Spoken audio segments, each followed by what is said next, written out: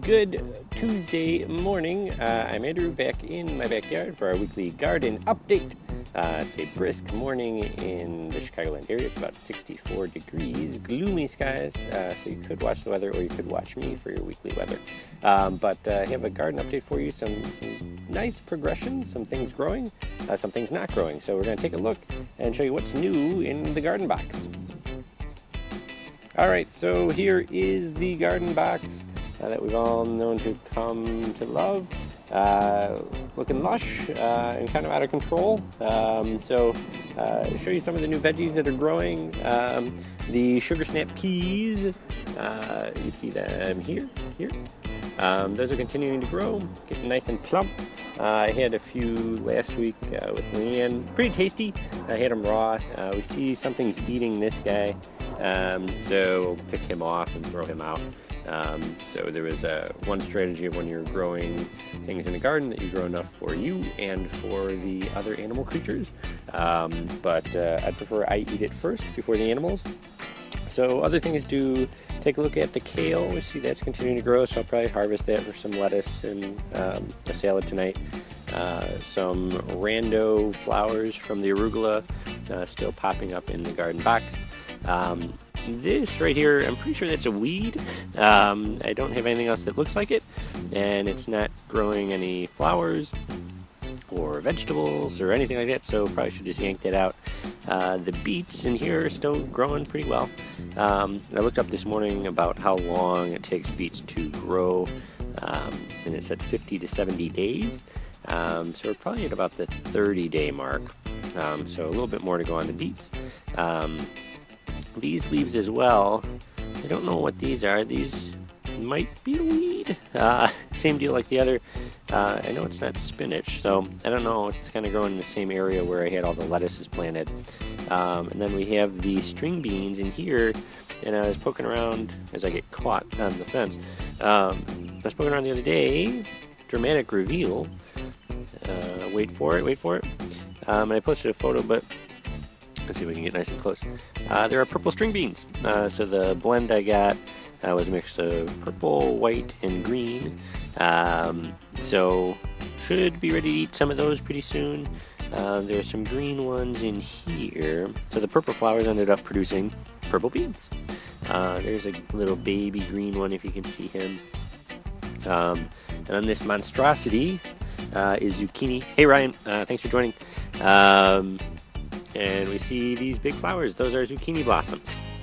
So with zucchini, you get a blossom before you get the zucchini. So we see several blossoms ready and flowering, so that'll mean zucchini soon enough. And then in the garden sprawl, this over here is the tomatillo, which is kind of growing 2 squares over. So everything's supposed to stay in its lane, but not really working out that way. So I keep trying to pull it back so everything can grow. The main problem I'm noticing in the past couple weeks in the garden planning was I put big things next to other big things. So tomatoes grow really big, as do tomatillos, I'm learning, but so do zucchini and cucumbers. I put those 3 right next to each other. Realistically, I should have them, and you should if you do your own garden box, kind of in different corners so they can grow and not impact the other stuff. Because what's happening here, let's see if we can get a better angle. The zucchini and tomatillo kind of formed a canopy over the cucumber, so the cucumber doesn't get any sun. And so when it doesn't get sun, it doesn't grow. I remember that much from biology class. So I have to figure out a way, because I really love cucumbers. My front runner thought is take the cucumber from over here and dump it over in that corner where the sugar snap peas are. Because once those are done with peas and producing them, they won't continue to grow anymore. So it's kind of one harvest and then you're done. So that makes sense as far as a strategy to me. The tough part will be getting in there and moving them, because once something establishes roots, it's a little more difficult that you could potentially kill it. So the tomatillo, I have 2 of them, and we see all these little yellow flowers. All those mean tomatillos, and all those tomatillos can only mean one thing: salsa verde. So I'm excited about that. but it's coming at the detriment of having cucumbers. So the Lord giveth and the Lord taketh. So other cool things, you can see we have tomatoes growing. So you may remember in the past weeks, as I took off some of the fuzz, we had buds on the tomatoes, and now those buds have turned into little tomatoes. So these are the early girls. So these will be the big kind of sandwich style tomatoes. And then this little squat guy, those are Roma tomatoes. You can see they're a little more oblong, starting to grow. And then this final plant over here, these are the cherry tomatoes. So those will be the little pop in your mouth tomatoes, which are delectable. But we see a lot of buds on these, which is great because I love tomatoes. And then if we dig in a little bit into the jardin, there's a poblano pepper. So that pepper is taken off. And then let's see if we can mosey over here without disturbing anything. Let's see. There's a jalapeno. So the peppers are growing. The bell pepper is not growing that well. So again, we see the kind of wrangling of the really large tomatoes. This is, somewhere in here, is the bell pepper. Oh, as I make everybody sick. There is a bell pepper in there. There you go. So that's growing too. So we have some lettuce, we have some kale, everything else. It's a little out of control.